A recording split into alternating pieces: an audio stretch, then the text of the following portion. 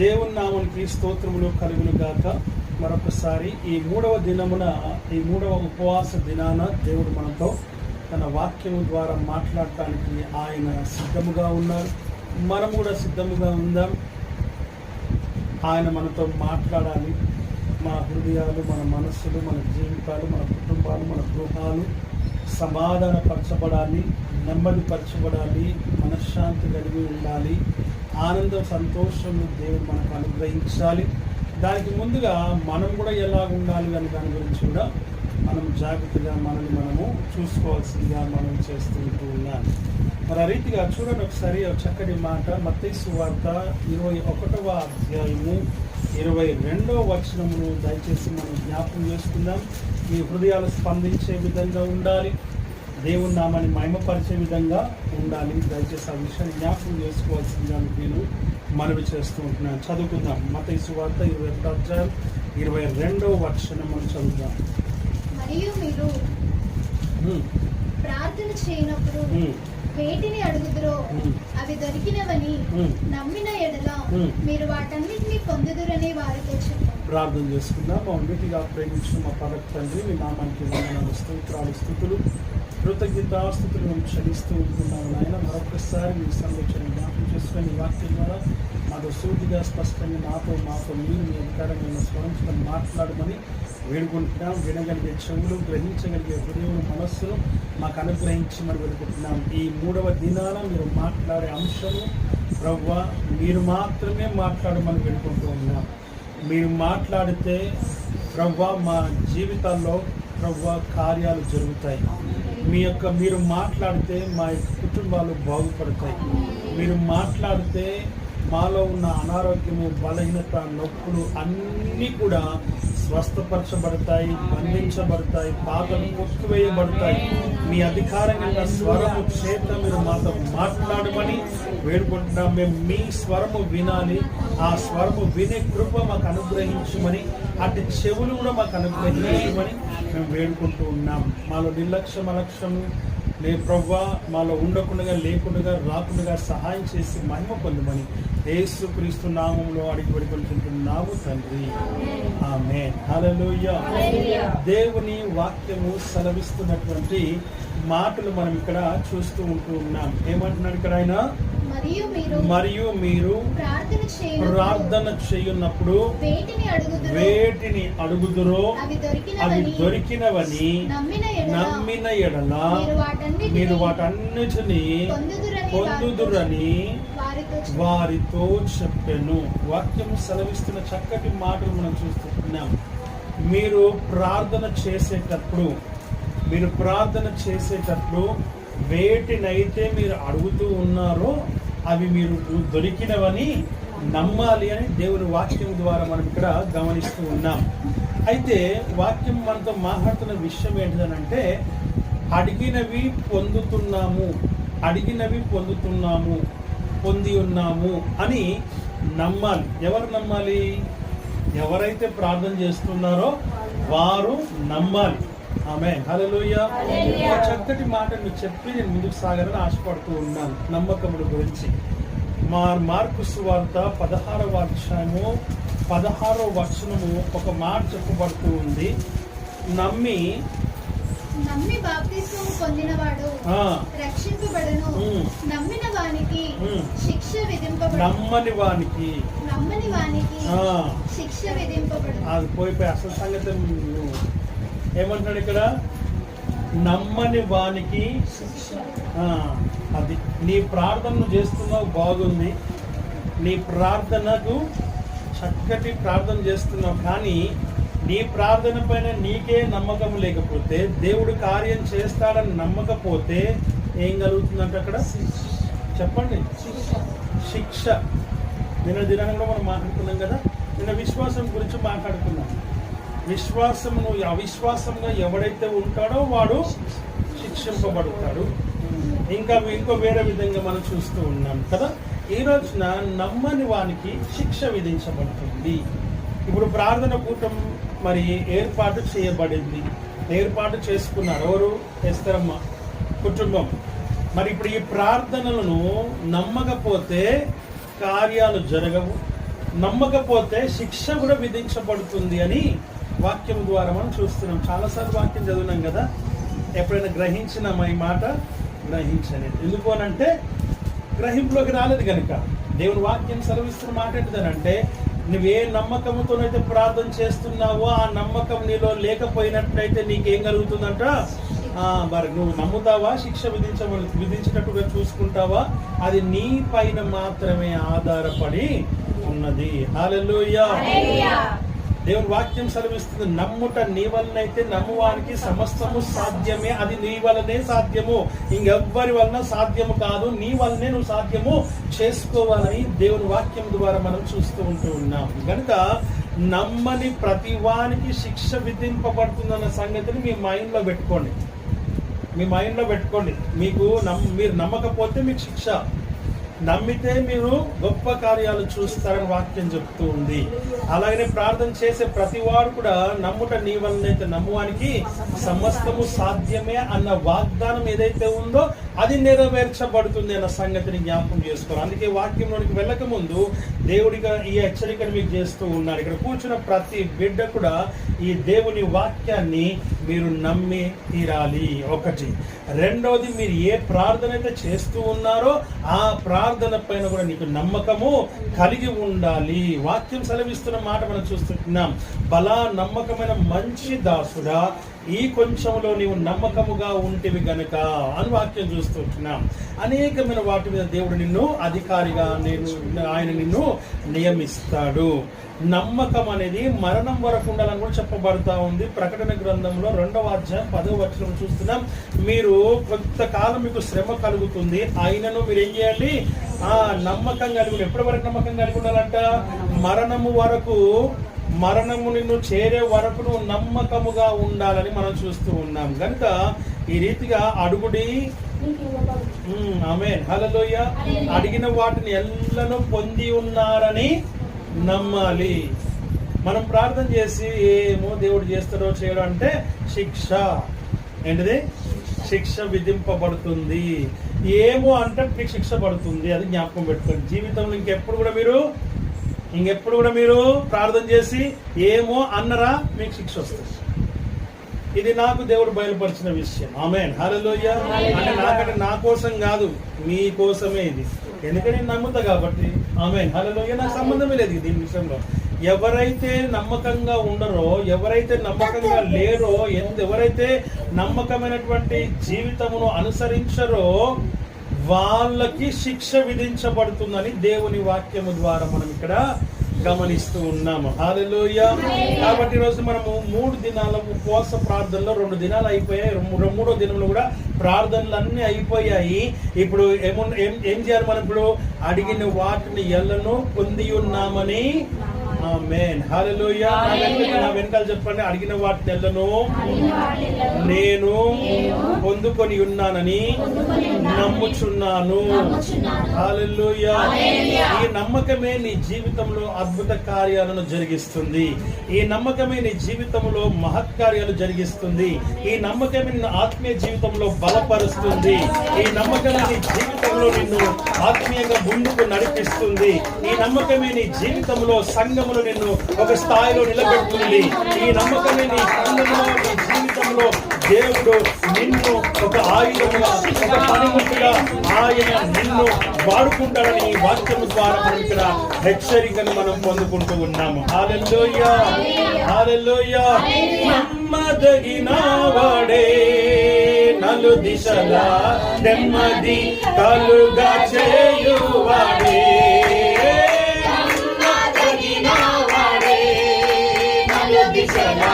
నెమ్మది కలుగా చేయువాడే.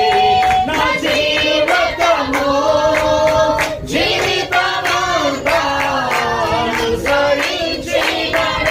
నాకై నిలువెల్ల సిలువలో నలిగి కరిగినాడే.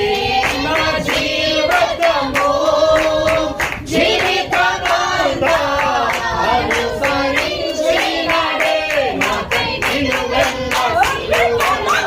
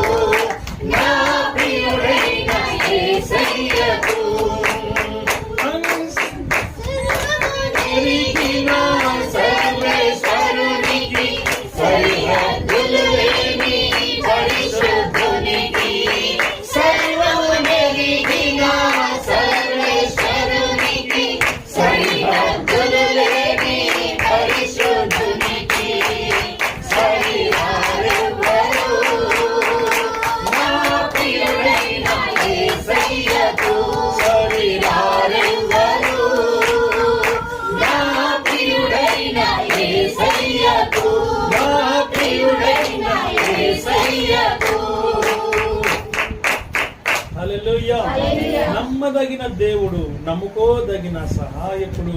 వాక్యం చెప్తున్న మాట, దేవుడు మనకు ఆశ్రయం ఉన్నాడు.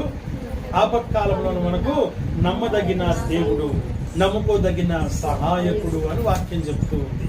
కాబట్టి కొండలతో నా కళ్ళెత్తుచున్నాను, ఎక్కడి నుంచి నాకు సహాయం అంటే యెహోవా వలననే నాకు సహాయం. హల్లెలూయా. వాక్యం సెలవిస్తుంది, అడిగిన వాటిని ఎల్లను మీరు పొంది ఉన్నారని నమ్మాలి. కానీ మనం ఏమడుగుతున్నాం? సూటి ప్రశ్న ఏంటిదంటే, వాట్ వీఆర్ ఆస్కింగ్ గాడ్. ఒకవేళ నువ్వు అడిగినవి పొందుకోలేకపోయినావు అంటే నువ్వు ఏం అడిగినావు అనేది కావాలి నాకు. ఈరోజు మనం యాక్చువల్గా ఏం అడగాలి? మనము అదే విషయం ద్వారా మనతో మాట్లాడబోతున్నాం. ఆమేన్. హల్లెలూయా. హల్లెలూయా. ఏం అడగాలి? మనమైతే లోకానుసారంగానే అడుగుతాం అన్ని కూడా. మన కష్టాలు, బాధలు, వేదనలు, శ్రమలు, లేకపోతే వస్తువులు, డబ్బు, తర్వాత ఇంకా బంగారము, లోకానుసారంగా అన్ని మనం అడుగుతూ ఉంటాం దేవుణ్ణి. కానీ ఏం అడగాలి యాక్చువల్గా అనేది దేవుడు మనతో మాట్లాడడానికి సిద్ధముగా ఉన్నాడు. ఆమేన్. హల్లెలూయా. హల్లెలూయా. ఎస్తరమ్మకి ఒక క్రెడిట్ పోతుంది. ఎందుకంటే తన జీవితంలో అందరూ ఒకరోజు ఉపవాస ప్రార్థన పెట్టుకుంటుంది, కానీ నాకు మాత్రం 3 దినాల ఉపవాస ప్రార్థన కావాలని తీర్మానం చేసుకుంది. ఆ తీర్మానం ఈ రోజు మనందరూ ఒక దగ్గర చేర్చింది. ఆ తీర్మానం మనందరి హృదయాలను, మనందరి మనస్సులను ఏకపరిచింది. ఏక మనసుతో ప్రార్థన చేయడానికి, ఏక హృదయముతో దేవుని సన్నిధిలో విన్నవించడానికి, దేవుని సన్నిధిలో పెళ్లి దేవుని మనమందరము కలిసి మరొకసారి ఉపవాస ప్రార్థనలో పాల్గొనే కృప దేవుడు మనకు అనుగ్రహించినాడు. నువ్వు ఆత్మీయంగా ఎదగడానికి, వాక్యంలో ఎదగడానికి, ప్రార్థనలో ఎదగడానికి, దేవుని సన్నిధిలో ఎదగడానికి, దేవుడు గొప్ప కార్యము చేయడానికి ఎస్తరమ్మ జీవితం దేవుని ఆ యొక్క తీర్మానమే ఈరోజు మనకు ఈ అవకాశం.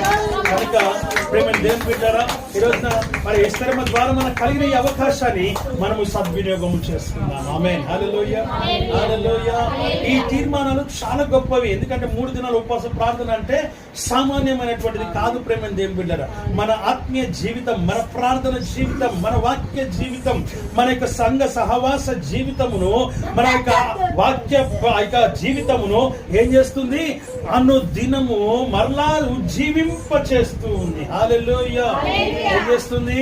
మనల్ని ఉజ్జీవింపజేస్తా ఉంది, మనల్ని బ్రతికింపజేస్తా ఉంది, మనల్ని లేవనెత్తుతా ఉంది. నువ్వు ఆ విషయాన్ని, నువ్వు ఒకవేళ జారిపోయినావా, ఒకవేళ పడిపోయి ఉండినావా, లేక నువ్వు దేవుడికి దూరమైనావా, తిరిగి ఈ రోజున ఈ 3 దినాల ఉపవాస ప్రార్థనలో మనల్ని అందరినీ దేవుడు మరలా ఒక తాటిపైకి తీసుకుని వచ్చాడు. ఆమేన్. హల్లెలూయా.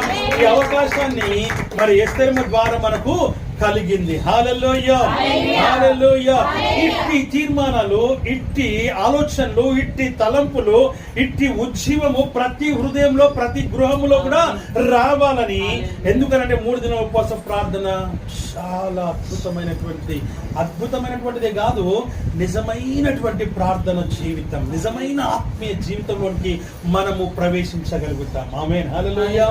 దేవుని వాక్యం సెలవిస్తూ ఒక దినం ప్రార్థన అనేది అలా చేసుకుని వెళ్ళిపోతూ ఉంటామేమో. కానీ ఈ 3 దినాలు ఎలా ఉంటుంది అంటే, అమ్మో రేపు నేను ప్రిపేర్ కావాలి, అమ్మో ఎల్లుండి నేను ప్రిపేర్ కావాలా, అమ్మ రేపు నేను ప్రిపేర్ అవ్వాలని, పాల్గొనాలి, ఖచ్చితంగా నేను దేవుని సన్నిధిలో నేను ఉండాలా అనేటువంటి ఆ నిశ్చయితను మన లోపల కలిగిస్తుంది. ఆమేన్. హల్లెలూయా. రగిలింపజేస్తా ఉంది, నీ ఆత్మను రగిలింపజేస్తా ఉంది, నీ మనస్సును రగిలింపజేస్తా ఉంది, నీ యొక్క గౌప్యమైన హృదయాన్ని రగిలింపజేస్తా ఉంది. నీలో కష్టపడుతున్నటువంటి పైకి లేవనెత్తే దేవుని నీవు జ్ఞాపకం చేసుకోవాలని వాక్యం ద్వారా మనం ఇక్కడ చూస్తూ ఉంటున్నాము. హల్లెలూయా. హల్లెలూయా. పచ్చిపడిపోయినటువంటి మన ఆత్మలను, దూరమైపోయినటువంటి మన ఆత్మీయ జీవితాలను తిరిగి మరలా దేవుని సన్నిధికి చేర్చడానికి ఈ అవకాశాన్ని దేవుడు మనకు అనుగ్రహించిన. ఆమేన్. హల్లెలూయా. హల్లెలూయా. నా ప్రియమైనటువంటి వారులారా, దేవుని వాక్యం సెలవిస్తుంది ఏం అడగాలి. మొదటిగా అబ్రామ్ గారిని తీసుకుందాం. ఆయన దేవుడి దగ్గర ప్రార్థన చేస్తా ఉన్నాడు. ఆమేన్, హల్లెలూయా. దేవుడు అందరు పిలిచిన వెంటనే వచ్చేసాడు. ఎక్కడికి వెళ్ళానో కూడా తెలియకుండానే బయలుదేరినాడు. ఓ ప్రాంతం వచ్చింది, ఒక స్థలం వచ్చింది, ఆ ప్రాంతంలో నువ్వు ఉండమని చెప్పినాడు. ఆమేన్, హల్లెలూయా.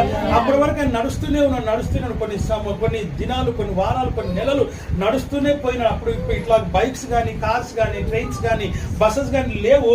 నడుచుకుంటూ పోవాల్సిందే. అలా నడుచుకుంటూ వెళుతూ ఉన్నటువంటి ఈయనకి పలానా స్థలం అని కూడా చెప్పలేదు. అలాగ బయలుదేరినాడు, వెళ్తూ ఉన్నాడు. అలాగ నడిపిస్తూ ఆయనే మార్గం నడిపిస్తూ ఉన్నాడు. ఆమేన్, హల్లెలూయా. ఒక ప్రాంతం వచ్చింది, పాలు తేనెలు ప్రవహించే ఆ దేశమునకు వచ్చాడు, ఆ ప్రాంతమునకు, ఆ స్థలమునకు వచ్చాడు. ఇదిగో ఇక్కడ నేను ఉండాలి అని చెప్పినాడు. అదే ఇశ్రాయేలు దేశం. ఆమేన్, హల్లెలూయా. నా ప్రియమైనటువంటి వారులారా, అక్కడ ఆయన నివాసం చేసిన తర్వాత ఆయనని ఆశీర్వదించినాడు, ఆయన్ని దీవించినాడు, ఆయనని బలపరిచినాడు, శక్తివంతునిగా చేశాడు, బలవంతునిగా చేశాడు, ఆర్థికంగా, ఆత్మీయంగా, దేవుని సన్నిధిలో ఆయన్ని నిలబెట్టుకున్నాడు. ఆమేన్, హల్లెలూయా. ఇప్పుడు అంటున్నాడు దేవుడు, అప్పుడు మరలా మాట్లాడుతుంది, ఇదిగో ఇంకా నేను దీవిస్తున్నానంటే అప్పుడు అంటాడు ఆయన, అయ్యా ఎంత దీవించినా, ఎంత నన్ను ఆశీర్వదించినా, ఎంతను నన్ను ప్రభువా నాకు మేలు కలగజేసినా ఏం లాభము, ఏమైంది నీకు ఇప్పుడు అని అంటే, అయ్యా నా ఆస్తిని ఎవరు పంచుకోవడానికి లేరు.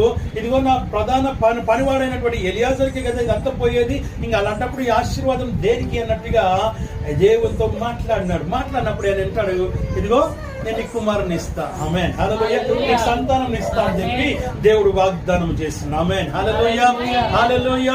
ఆయన అడుగుతున్నాడు, నాకు సంతానం కావాలని ఆశీర్వదించావు, దీవించావు, బాగుంది. మరి నన్ను పిలిచిన దేవుడు నువ్వెవరో నాకు తెలియదు, కానీ నేను పిలవగానే నేను వచ్చాను. నేను నిన్ను నమ్మిన, నువ్వే నా దేవుడవు, నువ్వే నా సర్వస్వము, నువ్వే నా యొక్క సమస్తము, నువ్వు నన్ను సృష్టికర్తవు. ప్రభువా, నువ్వు తప్ప నాకు ఎవరున్నారు? నువ్వు తప్ప నన్ను అర్థం చేసుకునే వారు ఎవరున్నారు? నా జీవితము అడుక్కునే బతుకు నుంచి నన్ను రాజుగా చేస్తావయ్యా. అయితే ఇప్పుడు నాకేం కావాలి? అయ్యా, నీ ఆశీర్వాదమును పంచుకోవడానికి నువ్వు నాకు ఇచ్చే సంతానమే కదా, మరి ఆ సంతానం నాకు లేదు ప్రభువా, దయచేసి నాకు సంతానం ఇస్తావా అని దేవుణ్ణి అడిగాడు. ఆమేన్, హల్లెలూయా. అయ్యా, నువ్వు నాకు ఎలాంటి విశ్వాసం అయితే ఇచ్చావో, ఎలాంటి నమ్మకం అయితే నాకు ఇచ్చావో, నా సంతానము ఆ విశ్వాసంలో, ఆ నమ్మకంలో, ఆ ఆత్మీయమైనటువంటి జీవితంలో నాకు ప్రభు కొనసాగించడానికి, ప్రభు నిన్ను ప్రకటించడానికి నాకు సంతానం కావాలి. హల్లెలూయా. నిన్ను చూపించడానికి నాకు సంతానం కావాలి, నిన్ను కనపరచడానికి నాకు సంతానం కావాలి, నువ్వు ఆశీర్వదించినావని చెప్పడానికి నాకు సంతానం కావాలి, నువ్వు నన్ను దీవించినావని, నన్ను రాజుగా చేసినావని, అయ్యా నేను అనేకులకు తెలియజేయాలని నాకు ఏం కావాలి? నాకు సంతానం కావాలి. ఆమేన్, హల్లెలూయా. ఈ సంతానం నువ్వే ఇచ్చివాడవు గనుక నేను నిన్నే అడుగుతున్నాను తండ్రి. ఆమేన్, హల్లెలూయా, హల్లెలూయా.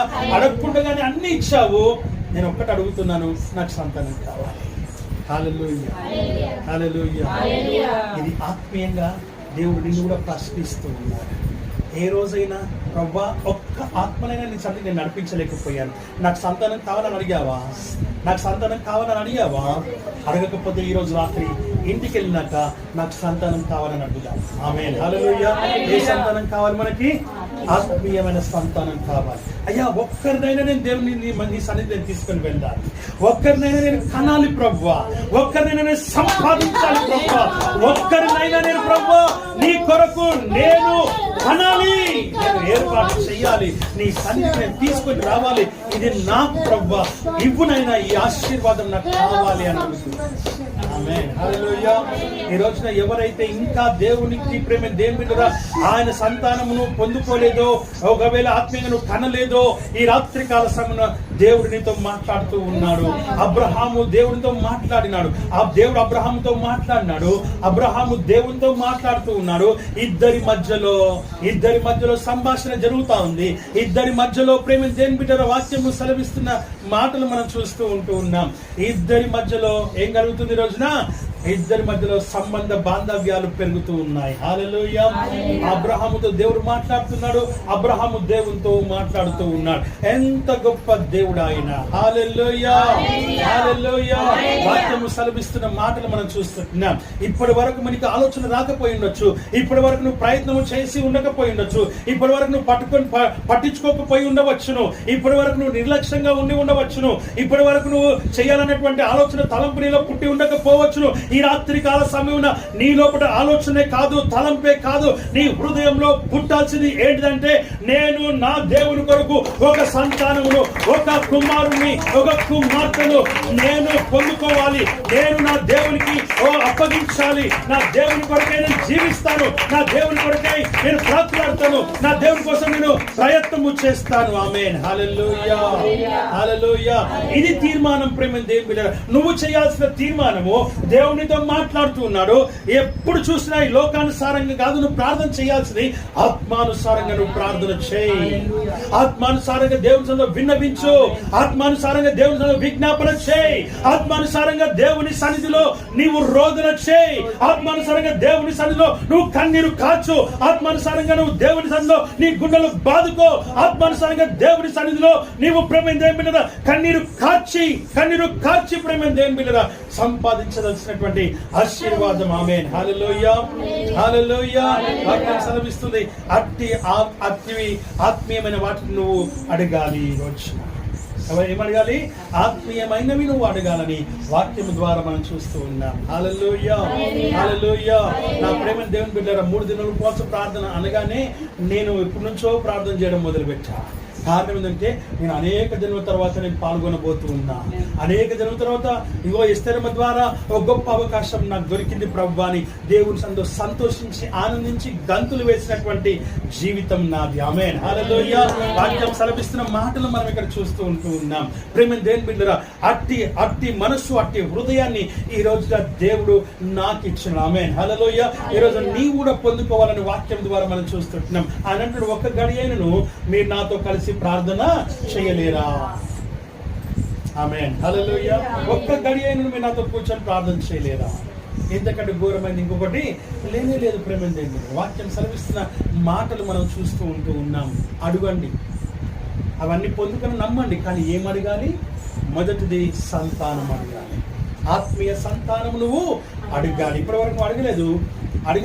ఈ రోజు రాత్రి నువ్వు అడుగు. ఆమేన్. హల్లెలూయా. దేవుడిని తృప్తి పరుస్తాడు, దేవుడిని ఆశీర్వదిస్తాడు, దేవుడు నీకు ప్రేమ దేవుల దీవెన కలగజేస్తాడు. ఆమేన్. హల్లెలూయా. రెండోదిగా మనం చూస్తూ ఉంటూ ఉన్నాం ఏంటంటే, ప్రేమ దేవుని బిడ్డలారా, యాకోబు ప్రార్థన చేస్తూ ఉన్నాడు ఆయన. ఆమేన్. హల్లెలూయా. యాకోబు పుట్టి గర్భంలో ఉండగానే పోరాటం మొదలుపెట్టినాడు. ఏం పోరాటం మొదలుపెట్టాడు? జ్యేష్ఠత్వపు హక్కు గురించి పోరాటం మొదలుపెట్టినట్టుగా మనం చూస్తూ ఉన్నాం. ప్రేమ దేవుని బిడ్డలారా, యాక్చువల్గా అయితే యాకోబు మొదట పుట్టాల్సినటువంటి వాడు. కానీ దేవుడు ఏం చేశాడు?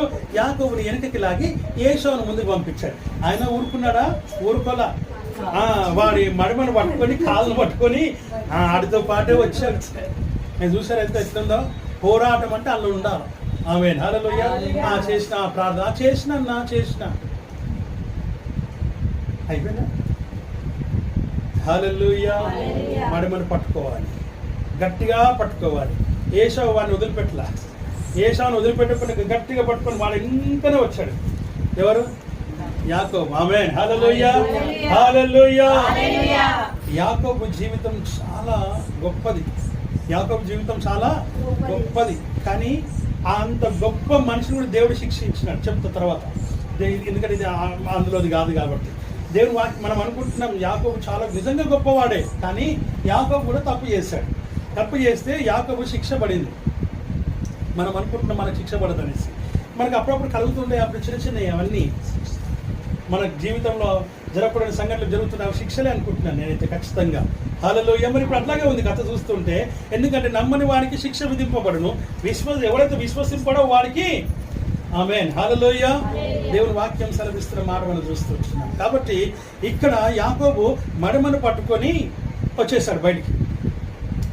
వచ్చినాడు అలాగే గమనుకున్నాడా? ఎప్పుడెప్పుడు అవకాశం దొరుకుతుందా అని ఎదురు చూస్తూ ఉన్నాడు. ఒక రోజున దొరికిన వెంటనే చిక్కుడు గారి కూర ఆయనకి ఇచ్చేసాడు. ఆ చేసే వాక్కును కొనుక్కున్న విధంగానే ఏం చేయబడ్డాడు? ఆశీర్వదింపబడ్డాడు. స్వరము యాకోబుదే, శరీరం మాత్రం ఏశావుదే. ఆయన కూడా తెలిసి వాడైన సంగతి అయినా కూడా దీవించేశాడు. కారణం ఏంది? అర్థం ఏంటి? మన పోరాటం. ఆమేన్, హల్లెలూయా. ఎవరి పోరాటము? యాకోబు యొక్క పోరాటాన్ని చూశాడు. ఆయన సాధువై గుడారంలో, మందిరంలో, ఆలయంలో ఉన్నాడు. హల్లెలూయా. పోరాటం చూశాడు. చిన్న పెరుగుతున్న కానుచు చూస్తూనే ఉన్నాడు. దేవుడేమో దేశ దిమ్మరై తిరుగుతూ ఉన్నాడు, అడుగుల పండు తిరుగుతూ ఉన్నాడు, తిండిపోతూ. ప్రేమ దేవుని పిల్లరా, ఈయన మాత్రం దేవుని సన్నిధిలో ఉన్నాడు. ఇదన్నీ చూసిన తర్వాత దేవుడు ఆ ఇస్సాకును చెప్పగానే ఇస్సాకు ఏం చేశాడు? యాకోబును దీవించేశాడు. దీవెన పొందుకున్నాడు. ఇప్పుడు భయపడ్డాడు. ఆమేన్, హల్లెలూయా. పరిగెత్తినాడు. ఎక్కడికి? మామ దగ్గరికి పరిగెత్తినాడు. లాబాన్ దగ్గర 21 సంవత్సరాలు ఉన్నాడు. ఆమేన్, హల్లెలూయా. ఆశీర్వదింపబడ్డాడు, దీవింపబడ్డాడు. ఆస్తులు సమకూర్చుకొని తిరిగి రిటర్న్ అవుతూ వస్తూ ఉన్నాడు. ఆమేన్, హల్లెలూయా, హల్లెలూయా, హల్లెలూయా. వెళ్ళేటప్పుడు పదనరాము అనేటువంటి ఒక గ్రామంలో చేరి అక్కడ పడుకుంటే ఆయనకు ఒక కల పడింది. ఏం పడింది? ఆయనకు ఒక కల పడింది. ఏంటిదా కళ అంటే, భూమికి ఆకాశానికి ఒక నిచ్చెన వేయబడినట్టుగాను, ఆ నిచ్చెన పైన దేవదూతలు ఎక్కుతూ దిగుతూ ఉన్నట్టుగాను, ఆ దిక్కున లేచి, అమ్మో ఇది దేవుని యొక్క మందిరమే గాని, దేవుని యొక్క ద్వారమే గాని మరొకటి కాదు అని ఒక రాయి పెట్టి దాని మీద నూనె పోసి ఏం చేశాడు? ప్రతిష్ఠించినాడు. ఇది దేవుని మందిరం అన్నాడు. అయ్యా, నేను తిరిగి వచ్చే సమయంలో నేను నీకు మందిరం కడతా అని చెప్పాడు. ఆమేన్, హల్లెలూయా. వెళ్ళాడు. 21 సంవత్సరాలు అయిపోయింది. సార్ మర్చిపోయినట్టున్నాడు. ఆమేన్, హల్లెలూయా. రిటర్న్ వస్తూ వస్తూ వస్తూ ప్రేమ దేవుని బిడ్డరా వచ్చేసాడు ఇంటికి. ఈయన స్థలానికి వచ్చేసాడు. అయిపోయింది. ప్రేమ దేవుని బిడ్డరా, దేవుని వాక్యం సెలవిస్తున్న మాట మనం చూస్తూ ఉంటూ ఉన్నాం. ఏం ప్రమాణం చేశాడు ఆయన? మందిరం కడతానని, గుడి కడతానని ప్రమాణం చేశాడు. చేశాడా? చేశాడు. చేయలా. ఉట్టి రాయి మాత్రమే నిలబెట్టాడు అంతే. వెళ్ళేటప్పుడు వచ్చినప్పుడు చేయాలిగా ఆ పని. చేయకపోగా అప్పుడు ఏం జరిగింది అని అంటే, ఈయన రిటర్న్ వచ్చేసిన తర్వాత పిల్లలు, ఆయనకు ఎంతమంది పిల్లలండి? యాకోబుకి ఎంతమంది పిల్లలు? త్వరగా చెప్పండి. 12 మందా? ఇంకెవ్వరు లేరా? మరి చెప్పరే. నేను పిల్లలు ఎంతమంది అని అడిగాను, కుమారులు ఎంతమంది అడగలే. పిల్లలు ఎంతమంది? 13. హల్లెలూయా. 12 మంది కుమారులు, ఒక కుమార్తె. ఇప్పుడు ఈ కుమార్తె ఏం చేసింది? ఈ ప్రాంతంలో మనుషులు ఎలాంటి వారా అని చూడడానికి పోయింది. ఇక్కడ ఉన్నటువంటి కల్చర్ ఏంటో చూడడానికి పోయింది. ఇక్కడ ఉన్నటువంటి మనుషుల పద్ధతులు ఏందో చూడడానికి పోయింది. అక్కడ పట్టేసుకున్నారు, ఆ అమ్మాయిని పాడు చేస్తున్నారు. అయిపోయింది. జీవితం సర్వనాశనం అయిపోయింది. ఆమేన్, హల్లెలూయా. ఈ దానికి గల కారణం ఎవరు? ఈ తండ్రి, ఈ యాకోబు గారు దేవునికి కట్టాల్సిన మందిరం కట్టకుండా ఉండడం వల్ల ఇలాంటి పరిస్థితి ఏర్పడింది. దాని తర్వాత ఉటికిన అక్కడితో అయిపోయిందా? కాలేదు. మళ్ళీ ఏం జరిగింది అని అంటే, మా చెల్లిని పాడు చేస్తున్నారు అని చెప్పేసి ఈ 12 మంది అన్నదమ్ములు కక్ష కట్టి వాళ్ళతో సంబంధం కుదుర్చుకోవడానికి పిలిపించి ఏం చేశారు? బియ్యమందుదామని పిలిపించి వాళ్ళకు మందు బాగా దాగిపించి, ద్రాక్షరసం బాగా దాగిపించి మత్తులో ఉన్నప్పుడు వారిని చంపేశారు. ఇప్పుడు ఈ అమ్మాయి వలన అన్నదమ్ములు ఏమైపోయారు? హంతకులైపోయారు. ఏమయ్యారు? హంతకులైపోయినారు. ఆమేన్, హల్లెలూయా. దీనికి అంతటి కారణం ఎవరు? మళ్ళా యాకోబే. ఎలాగా? పద్దనరాములో నిలబెట్టిన రాయిని ప్రతిష్ఠించి మందిరం కడతా అని చెప్పి మందిరం కట్టకుండా చక్కగా ఇంటికి వచ్చేసారు. ఆమేన్, హల్లెలూయా. శిక్ష విధింపబడును. ఏం విధింపబడును? ఏం విధింపబడును? శిక్ష విధింపబడును. మనం అనుకుంటున్నాం శిక్ష అంటే ఏంటిది? ఎవరు వచ్చి మనల్ని కొట్టాలి, టీచర్ కొట్టాలి మనల్ని? కాదు కాదు కాదు. సమస్యలే మనల్ని కొడతాయి, బాధలే మనల్ని కొడతాయి. శిక్ష అంటే ఏవో వచ్చి మనల్ని, ఎవరో వచ్చి మనల్ని కొట్టరు. ఆయన ప్రకృతి ఆయన చేతిలో ఉంది. ఆమేన్, హల్లెలూయా. లోకంలో ఉన్నటువంటి అన్ని కూడా ఆయన ఆధీనంలో, స్వాధీనంలో ఉన్నాయి. అవన్నీ కూడా మనల్ని ఏం చేస్తున్నాయి? శిక్షిస్తూ ఉన్నాయన్న సంగతిని నీవు జ్ఞాపకం చేసుకోవాలి. ఇంత జరిగిన తర్వాత ఇప్పుడు ఏం చేస్తున్నాడంటే, ఆయన ప్రార్థన చేస్తున్నాడు. ఎక్కడ ప్రార్థన చేస్తున్నాడు? ఆయన ఎబ్బోకు దగ్గర ప్రార్థన చేస్తున్నాడు. ఏమంటున్నాడు? ఆయన ప్రార్థన చేసినాడు, ఆయన వచ్చాడు, బాగుంది. ఆమేన్, హల్లెలూయా. ఇప్పుడు ఏం జరిగింది అని అంటే, ఆయన వచ్చాడు. చిన్నప్పుడు పట్టుకునేది పట్టు బాగా జ్ఞాపకం ఉంది. ఈయనకు బాగా అలవాటు, పట్టుకోవటంలో అలవాటు బాగుంది. ఆమేన్, హల్లెలూయా. ఇప్పుడు దేవుణ్ణి కూడా పట్టేసుకున్నాడు మనోడు. అప్పుడు ఏసావుని పట్టుకున్నాడు, మనవని పట్టుకొని బయటకు వచ్చే పట్టు చూసారు ఎంత పట్టుందో, ఆ పట్టే మళ్ళీ ఇక్కడ కూడా పట్టాం. మళ్ళీ అదే సేమ్ రెస్లింగ్, అదే సేమ్ టాక్టిక్స్, అదే సేమ్ టాలెంట్ ఇక్కడ కూడా చూపిస్తున్నాడు.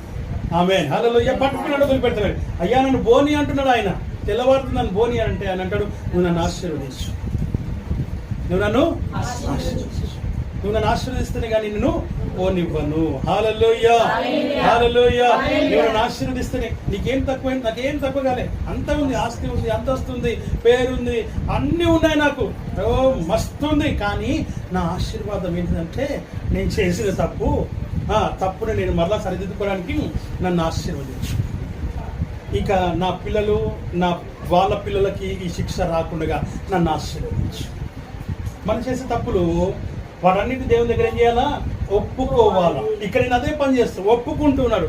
నేను తప్పు చేశాను, నేను మందిరం కడతాను, నాకు కట్టలేదు, ఇదిగో నా ఇక కుమార్తె జీవితం పాడైపోయింది, నా పిల్లల జీవితం, నా కుమార్తె జీవితం వాళ్ళ హంతకులు అయిపోయినారు. ఈ శాపము మా మీద నుంచి తొలగించి నన్ను ఆశీర్వదించు. హల్లెలూయా, హల్లెలూయా. ఈ శాపము నా మీదకి వెళ్ళి తొలగించు, ఈ శాపం నా మీదకి తొలగించి నన్ను ఆశీర్వదించు అంటున్నాడు. లోకానుసారంగా ఆశీర్వాదం అయితే ఉంది, చాలా ఉంది. ఆ ఆశీర్వాదం కాదు, నాకు ఆత్మీయ ఆశీర్వాదం నాకు కావాలి. నువ్వేం అడుగుతున్నావు? నువ్వేమని ప్రార్థన చేస్తున్నావు? నువ్వేమని గోజాడుతున్నావు? నువ్వేమని విన్నవిస్తున్నావు? ఏమని కన్నీరు కారుస్తున్నావు? ఏమని దేవుని దగ్గర నువ్వు మొరపెడుతూ ఉన్నావు? ఈరోజు ఆత్మీయమైనటువంటి నీ కలుగుతున్న వాటన్నింటినీ ఒక్కసారి జ్ఞాపకం చేసుకోండి. ప్రభువా, ఇది నా తప్పిదమే, ఇది నా పాపమే, ఇది నా దోషమే, ఇది నేను తెలిసి చేశాను ప్రభువా, దయతో నన్ను జ్ఞాపకం చేసుకొని పాపిని ప్రభువా, నన్ను ఆశీర్వదించు, నన్ను క్షమించు నాయనా, నన్ను దీవించు ప్రభువా, నన్ను ఒక్కసారి ప్రభువా నా పాపముల నుంచి నాకు విముక్తిని కలగచేయి ప్రభువా అని దేవుని దగ్గర అడుగుతూ ఆశీర్వదించమని అడుగుతూ ఉన్నాడు. హల్లెలూయా. రెండో మాట ఏంటి? మొదటి మాట ఏంటిది? సంతానం. రెండవది ఏంటిది? ఆశీర్వాదం. హల్లెలూయా. ఎట్టి ఆశీర్వాదం మనకు కావాలి? పాపములు క్షమించబడే ఆశీర్వాదం మనకు కావాలి. నువ్వు చేసిన తప్పులు క్షమించబడే ఆశీర్వాదం కావాలి. దాన్ని నువ్వు దేవుని సన్నిధిలో ఒప్పుకొని విడిచిపెట్టి దేవుని ఆశీర్వాదము పొందుకోవాలి. హల్లెలూయా. జ్యేష్ఠత్వపు హక్కు ఉండగానే సరిపోదు, నువ్వు చేసిన తప్పులు కూడా కొన్ని ఉంటాయి. ఆమె నువ్వు చాలా గొప్ప ప్రార్థన పరురాలివి కావచ్చు, ప్రార్థన పరుడివి కావచ్చు, కానీ వాక్యం చెప్తున్న మాట ఏంటంటే నీవు కూడా దారి తప్పిన దాని గురించి దేవుని సన్నిధిలో ఏం చేయాలి? రోజున ఒప్పుకొని విడిచిపెట్టి దేవుని ఆశీర్వాదము పొందుకో. ఆమేన్, హల్లెలూయా. ఇంకా దేవుని వాక్యం సెలవిస్తున్న మాట మనం చూస్తున్నాం. ఎంతసేపటికి కూడా వదిలిపెట్టట్లేదు, ఆశీర్వదించే వరకు కూడా వదిలిపెట్టట్లేదు. ప్రేమించి నా తెల్లవారిపోతున్నాను, పోనీ పోనీ పోనీ అని అడుగుతూ ఉన్నాడు. నువ్వు నన్ను దీవించు, నన్ను ఆశీర్వదించు, అప్పుడే నిన్ను వదిలిపెట్టు. నన్ను అప్పుడు ఆయన ఏం చేశాడంటే తుంటి ఎముక మీద కొడితే అది గూడు వసలిపోయిందంట. ఆమేన్, హల్లెలూయా. అంత నొప్పిని భరిస్తూ ఉన్నాడు, కానీ సార్ అని ఏం చేశాడు? గట్టిగా, ఆమేన్, హల్లెలూయా, గట్టిగా పట్టుకున్నాడు. మనమైతే ఏం చేస్తాము? ఆ నొప్పిని భరించలేక వదిలేస్తాము, కానీ ఆయన మాత్రము వదిలిపెట్టలేదు. పట్టు విడువని విక్రమార్కుడిలాగా గట్టిగా పట్టుకున్నాం. ఆమేన్, హల్లెలూయా, హల్లెలూయా. దేవుని వాక్యము సెలవిస్తున్నటువంటి మాటలు మనం ఇక్కడ చూస్తూ ఉన్నాం. ప్రేమ దేవుని బిడ్డ, నీ జీవితంలో పోరాటం కావాలి. ఏం కావాలి? యుద్ధము యెహోవాదే, యుద్ధము యెహోవాదే, యుద్ధము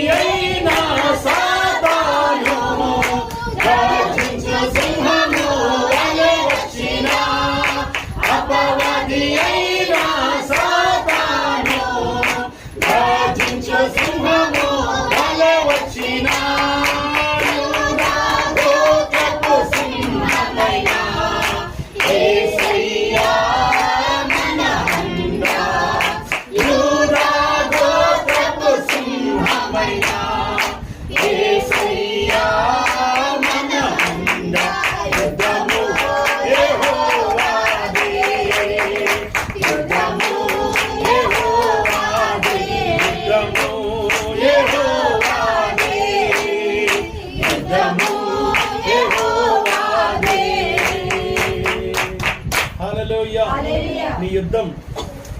ఆమేన్, హల్లెలూయా. నీ పోరాటం దేవుని దగ్గర. ఆత్మీయమైన యుద్ధం, ఆత్మీయమైన పోరాటం ఆపగొట్టు మధ్యలో ఆయన తోడగూడు వసలిపోయినా, అనగా స్థానము తప్పిపోయినా ఆ నొప్పిని భరిస్తున్నాడు తప్ప ఎంత మాత్రం కూడా యాకోబు వదిలిపెట్టలేదు.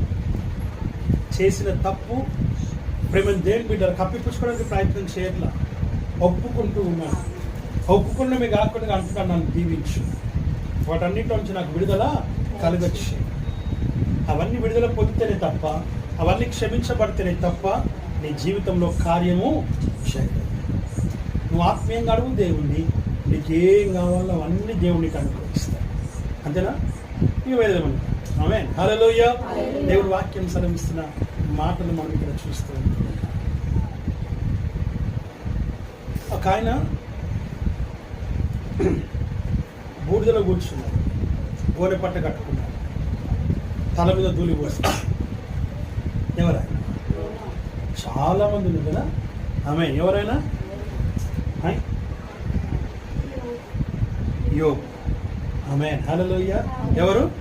యోబు. ఎందుకు? వై? ఎందుకు కూర్చున్నాడు? ఆయన ఏమన్నా, ఆయన ప్రతిరోజు బలి అర్పించేవాడు, ప్రతిరోజు కుటుంబ ప్రార్థన చేసేవాడు, ప్రతిరోజు వ్యక్తిగతంగా ప్రార్థన చేసుకునేవాడు. ఆత్మీయంగా చాలా దేవునికి సన్నిహితంగా ఉన్నటువంటి ఒక భక్తుడు, ఒక విశ్వాసం. ఆయన ఏ తప్పిదం చేయలేదు, ఏ పాపము చేయలేదు, ఏ దోషము అపరాధ క్రియలు ఏ కూడా చేయలేదు. ఇంకా క్లియర్గా చెప్పాలంటే దేవునికి అతి సమీపముగా సన్నిహితముగా ఉన్నటువంటి వ్యక్తి. ఇప్పుడు ఈయన జీవితంలో ఏం జరిగిందో తెలుసా అండి? ఒక తుఫాన్ వచ్చింది, ఇల్లు కూలిపోయింది, పిల్లలందరూ చనిపోయారు. ఎవరో వచ్చారు, సైనికులు వచ్చారు, ఆ యొక్క పశువులను అన్ని తోలుకొని వెళ్ళిపోయినారు. ప్రేమ దేని బిడ్డగా ఇలాగ 4 సంఘటనలు జరిగినాయి. ఆ తర్వాత ఈయనకు కూడా శరీరం అంతా పుండ్లు, కురుపులు గీరుకుంటూ ఉన్నాడు, కూర్చున్నాడు దేవుడి సన్నిధిలో.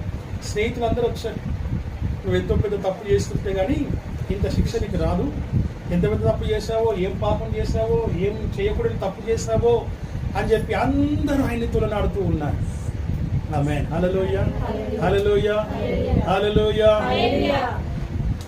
ఆయన అంటాడు, ఇగో యెహోవా ఇచ్చను, యెహోవా తీసుకొని పోయెను, యెహోవా నామమునకు స్తుతి స్తోత్రములు కలుగును గాక. ఎవరైనా చెప్పగలుగుతారా ఈ మాట? ఎవరైనా చెప్పగలుగుతారా? కష్టంలో ఉండి దేవుని స్తుతించగలుగుతామా? కష్టంలో ఉండి దేవుని స్తుతించగలమా? కష్టంలో ఉండి బిర్యానీ తినగలుగుతాం, కష్టంలో ఉండి బిర్యానీ తినగలం, స్వీట్ తినగలం, కానీ ప్రార్థన చేయలేము. కష్టంలో ఉండి జ్వరంలో ఉండి టీవీ చూడగలం, ఫోన్ చూడగలం, కానీ ప్రార్థన చేయలేము. హల్లెలూయా. సమయం లేదని కూటాలను ఎగ్గొట్టగలం. ఆమేన్, హల్లెలూయా. దేవుని వాక్యం సెలవిస్తున్న మాట మనం చూస్తూ ఉంటున్నాం. ఆమేన్, హల్లెలూయా. వాక్యం సెలవిస్తున్నారు అంటున్నాడు, యెహోవా ఇచ్చను, యెహోవా తీసుకొని పోయాడు. కాబట్టి యెహోవా నామమునకు స్తుతి కలుగును గాక అని అంటాడు.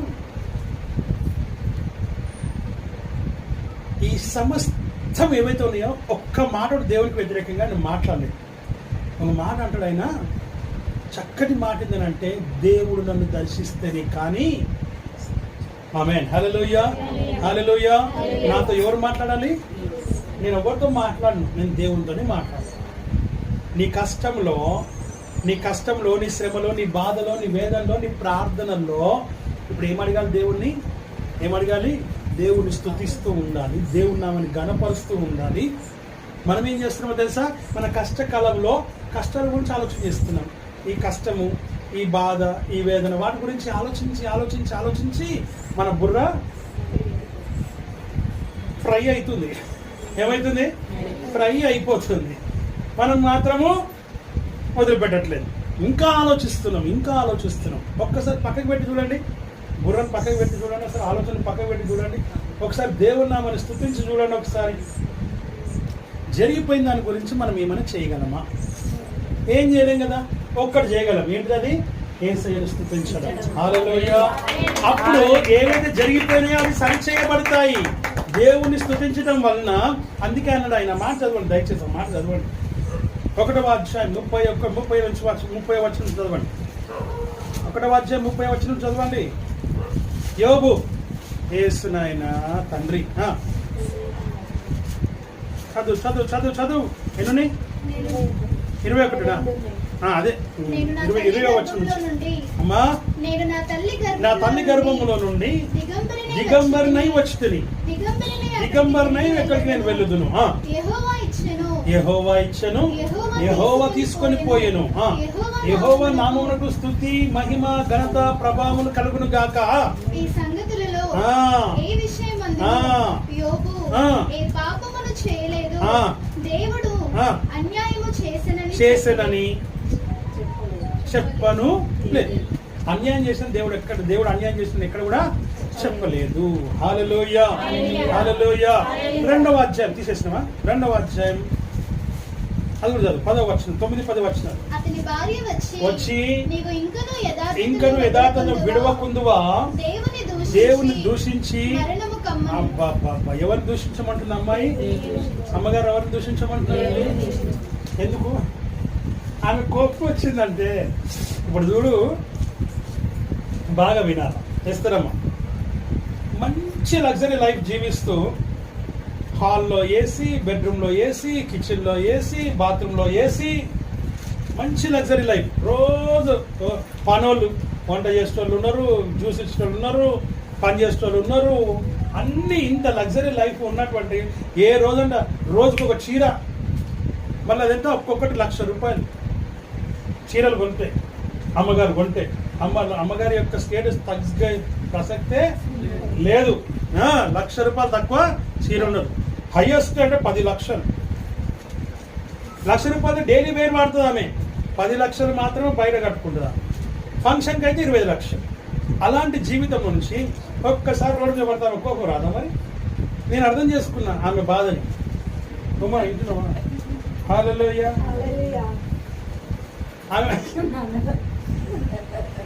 అవునా కాదు? ఇప్పుడు ఇంత లగ్జరీ లైఫ్ నుంచి బయటకు వస్తే ఎట్టుంటుంది పరిస్థితి చెప్పొకసారి. అందుకు ఆమె కోపం వచ్చి, నీ జీవితం పాడుగాను, నువ్వు వాడింది కాకుండా మమ్మల్ని కూడా వాడేస్తేవి. ఆమేన్. హల్లెలూయా, హల్లెలూయా. ఈమె అడిగితే ఆయన ఆశీర్వదింపబడ్డా? ఈమె అడిగితే లగ్జరీ లైఫ్ వచ్చిందా? లేకపోతే ఈమె అడిగితే ఏమైనా జరిగిందా అక్కడ? ఆయన దేవుడికి నమ్మకంగా ఉన్నాడు, దేవుడు అతన్ని ఆశీర్వదించున్నాడు. మరి దేవుడు అతన్ని ఆశీర్వదించినప్పుడు, దీవించినప్పుడు ఈ శిక్ష ఎందుకు వచ్చింది? ఇప్పుడు ఆలోచించాల్సిన విషయం అదే. ఇప్పుడు ఆలోచించాల్సిన విషయం ఏంటంటే ఈ శిక్ష ఎందుకు వచ్చింది? ఇందాకంటే మీరు దేవుడు అన్నాడు నమ్మలేదు కనుక శిక్ష వచ్చిందని, విశ్వసించలేదు కనుక శిక్ష వచ్చిందని. ఇప్పుడు అంత క్లియర్గా ఉన్నాక ఇది ఎందుకు వచ్చింది? డౌట్. ఆమేన్. హల్లెలూయా. దేవుని వాక్యం సెలవిస్తున్న మాటలు మనం ఇక్కడ చూస్తూ ఉంటూ ఉన్నాం. ఎందుకు కలిగింది అంటే, సాతానుడు పైకి వెళ్ళాడు. ఎక్కడికి వెళ్ళాడు? పైకి వెళ్ళాడు. అందరూ సమాజం అంతా కూర్చున్నారు అక్కడ, అందరు దేవదూతలే ఉన్నారు అక్కడ. ప్రేమ దేవుని బిడ్డలారా, అప్పుడు సాతాను మెల్లంగా ఎక్కడ చూస్తున్నావు అంటే భూలోకం చూస్తున్నా అని చెప్తుంది. ఏంటి నీ సమాచారం అంటే, ఏం లేదు, అందరూ అటు ఇటు చూసిన అందరూ వచ్చిన, మరి నా సేవకుడైన యోబు అక్కడ ఉన్నాడు, మరి ఆయన సంగతి ఆలోచించినవా అని అడిగాడు దేవుడు. ఈ సంభాషణ ఎవరి మధ్యలో జరుగుతుంది? సాతాను మధ్యలో, దేవుని మధ్యలో జరుగుతుంది. ఈడు ఉండే దగ్గర ఉండకుండా పైకి పోవడం ఎందుకు? ఆడ నిలబడడం ఎందుకు? ఈయన దేవుడేమో ఆయన అడగడం ఎందుకు? ఆడేమో నువ్వు ఆశీర్వదించినావు కాబట్టి, దీవించినావు కాబట్టి, ఎవరైనా లగ్జరీ లైఫ్ ఉన్నప్పుడు ఎవరైనా దేవుని స్తుతిస్తారు, పుట్టిన స్తుతిస్తారా అంటే, సరే కిందికి పో, నువ్వు చేయాల్సిన పనులు చేయమని చెప్పి. ఆమేన్. హల్లెలూయా. అన్ని పోయాయి, ఆస్తి పోయింది, అంతస్తు పోయింది, పిల్లలు పోయారు, అన్ని పోయాయి, పశువులు కూడా పోయినాయి. దేవుని వాక్యము సెలవిస్తున్నటువంటి మాటలు మనం ఇక్కడ చూస్తూ ఉన్నాం. హల్లెలూయా. అమ్మ వాక్యం, దేవుని వాక్యం సెలవిస్తున్న మాట మనం ఇక్కడ చూస్తూ ఉన్నాం. ఏంటంటే, అయిపోయిన గంట ఉండండి, ఆడుకోండి. వాక్యం సెలవిస్తున్న మాట ఏంటంటే, యోబు యోబుకి ఇక్కడ దీంట్లో ఎటువంటి ఇన్ఫర్మేషన్ లేదు. అలా దేవునికి సాతానికి మధ్య జరిగినటువంటి సంభాషణ. వచ్చాడు, మొత్తం సర్వనాశనం చేసి కూర్చున్నాడు. మరి ఇప్పుడు యోబు కూడా యాక్చువల్గా అయితే డైవర్ట్ అయిపోవాలి కదా, డైవర్ట్ కాల. ఎందుకంటే ఆయన ఆస్తిని నమ్ముకోలే, లగ్జరీ లైఫ్ని నమ్ముకోలే, దేవుని నమ్ముకున్నాడు. ఈ రోజున ఇవన్నీ ఉంటాయి, రేపు పోతాయి. ఇవి శాశ్వతం కాదు, దేవుడు నీకు శాశ్వతం. నువ్వు కూడా ఇక్కడ శాశ్వతం కాదు, ఆయనే శాశ్వతం, అక్కడనే శాశ్వతం. శాశ్వతమైనది నీవు నాయడ చూపిన కృపా, శాశ్వతమైనది నీవు నాయడ చూపిన కృపా, అనుక్షణము నన్ను అనుపాపవలే, అనుక్షణం నన్ను అనుపాపవలే కాశిన కృపా, శాశ్వతమైనది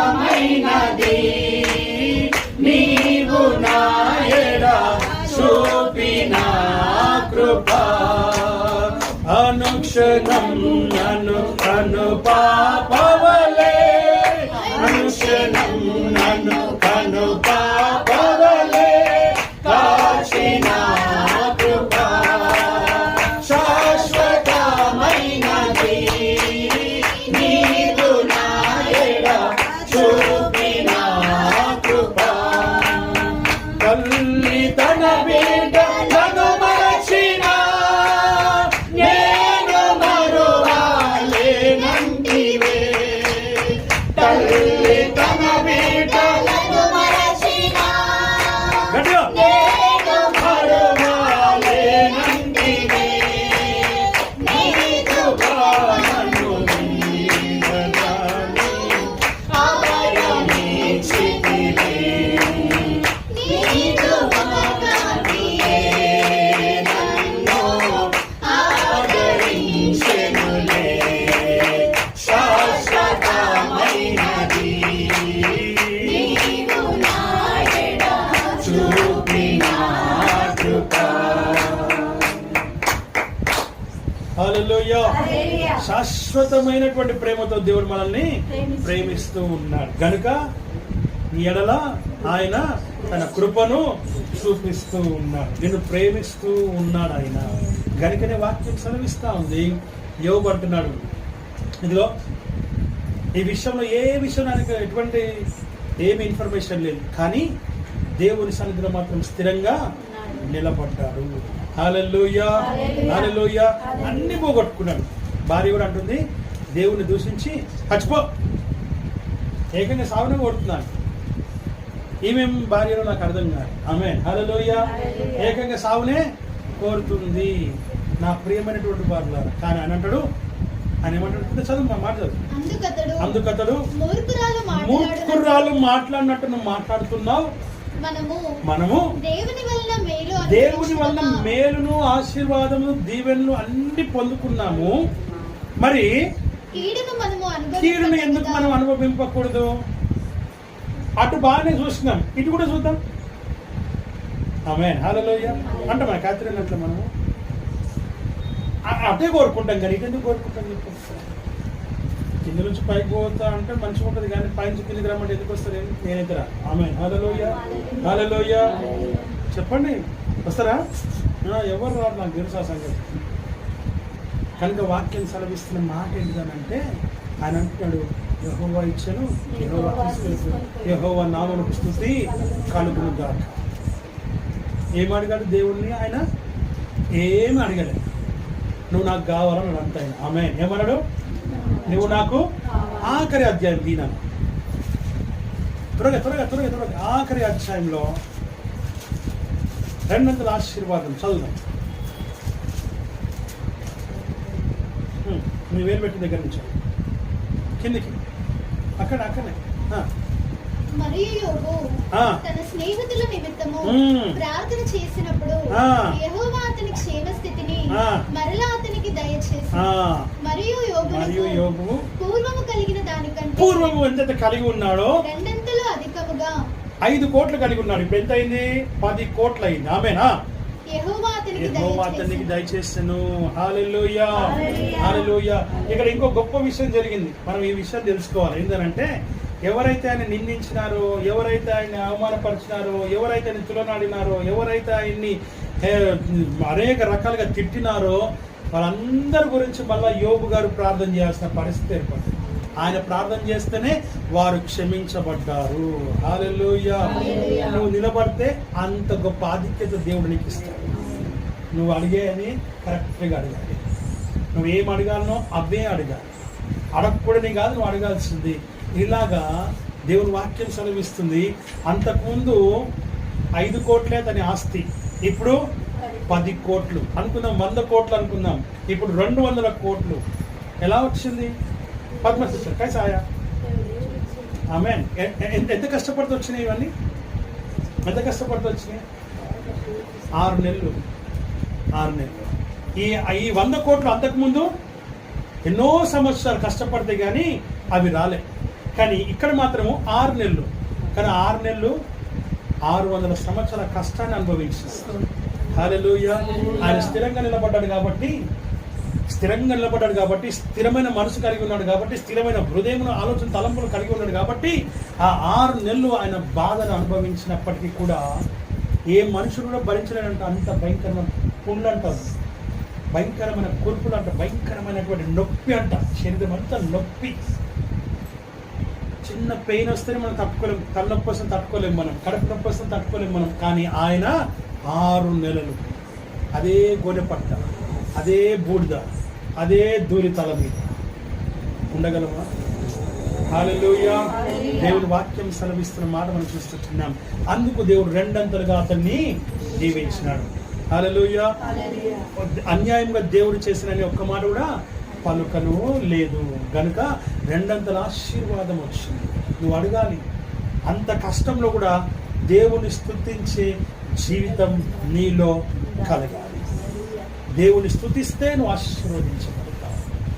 ఆమేన్. హల్లెలూయా, హల్లెలూయా, హల్లెలూయా. ఇంకొకరి గురించి మనం, ఇద్దరి గురించి మనం చూసుకుని క్లుప్తంగా చూద్దామా? ఆమేన్. హల్లెలూయా. ఒక ఆయన అంటున్నాడు, ఫైనల్గా ఒక ఆయన అంటున్నాడు, ప్రార్థన చేస్తూ ఉంటే నీకేం కావాలని అడిగాడు. దేవుడు అడిగాడు. అడుగుతా ఆయన అన్నాడు, ఏం కావాలన్నాడు? అమ్మా నాకు జ్ఞానం కావాలి. ఏం కావాలి? జ్ఞానము, తెలివి, బుద్ధి కావాలి. ఎందుకనంటే ఈ ప్రజలు నువ్వెన్నుకున్నా, నువ్వు ఏర్పరచుకున్నా, నువ్వు పిలుచుకున్నా, నీ నామం పెట్టబడిన నీ జనమును నేను ఏలాలంటే, నేను రాజుగా వెళ్ళి పరిపాలన చేయాలంటే నేను సరిపోను, నా వల్లగా నేను చేయలేను. కాబట్టి ఇప్పుడు నాకేం కావాలి? నీ జ్ఞానం కావాలి. ఎందుకంటే నీ ప్రజలు నేను ఒకవేళ ఇబ్బంది పెడతానేమో నా సొంత జ్ఞానంతోని, నీ ప్రజలకు ఏమైనా కష్టం కలుగుతుందేమో నా సొంత తెలివితోని, నీ ప్రజలకు ఏమైనా నష్టం కలుగుతుందేమో ఈ నా పనికిరాని జ్ఞానంతోని. కాబట్టి నాకేం చేయి? నాకు నీ యొక్క తెలివిని, నీ బుద్ధిని, నీ జ్ఞానమును నాకు దయచేయి. అది కూడా ఎవరి కోసం అడుగుతున్నాడు? తన కోసమా? ప్రజల కోసం. ఆమేన్. హల్లెలూయా. మనం ఏం అడుగుతున్నాం? నేను ఎగ్జామ్ రాస్తున్న ప్రభువా నాకు జ్ఞానం దయచేయి, నాకు తెలివిని దయచేయి, నాకు బుద్ధిని దయచేయి, నేర్చుకుని వేగుని మర్చిపోకుండా సహాయం చేయి. కానీ ఎప్పుడైనా మీరు ఎగ్జామ్ రాసేటప్పుడు మీ పిల్లలు మీ పక్క వాళ్ళ గురించి ప్రార్థన చేశారా? మీ తోటి వాళ్ళ గురించి ఎప్పుడైనా మీ క్లాస్లో ఉన్న వాళ్ళ గురించి ప్రార్థన చేస్తున్నారా? మీరు కూడా అంతే. మీ సహోదరులందరూ కూడా మీ బంధువుల కొరకు, మీ చుట్టాల కొరకు, మీ ఇరుగు పొరుగు వారి కొరకు మీరు ఎప్పుడైనా ప్రార్థన చేస్తున్నారా? అంటే పక్క వారి గురించి ఆలోచన చేశారా? పక్క వాళ్ళ గురించి తలంచినారా? పక్క వాళ్ళ గురించి పట్టించుకున్నారా? వారి బాగోగులు మీరు చూసినారా? సంఘంలో నీ తోటి వారి గురించి ఎప్పుడైనా నువ్వు ఆలోచించినావా? ఇది ప్రశ్న.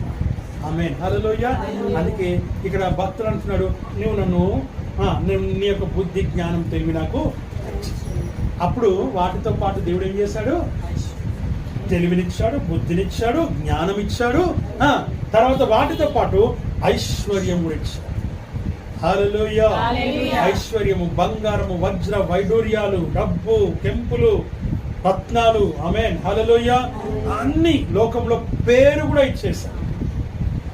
ఆయన జ్ఞానం ఇచ్చి ఆ జ్ఞానం ద్వారా ప్రపంచం అంతా ఆయన జ్ఞానం తెలియచేట్టుగా చేశారు. ఆమేన్, హల్లెలూయా, హల్లెలూయా, హల్లెలూయా. దేవుని వాక్యం సెలవిస్తున్న మాట మనం చూస్తున్నాం. మనం ఏం అడగాలి, ఏం అడుగుతున్నాం? ఇదే ప్రశ్న. నా ప్రేమనికుడు వాళ్ళ అడుగుడి అడుగుడి, అడిగిన వాటి నెలను మీరు పొంది ఉన్నారని నమ్మండి. అప్పుడు మీరు అవన్నీ కూడా మీకు దొరుకుతాయి. ఇక్కడ చూసారా, ఈయన చెప్తున్నది. ఈయన ఏం అడిగాడినా?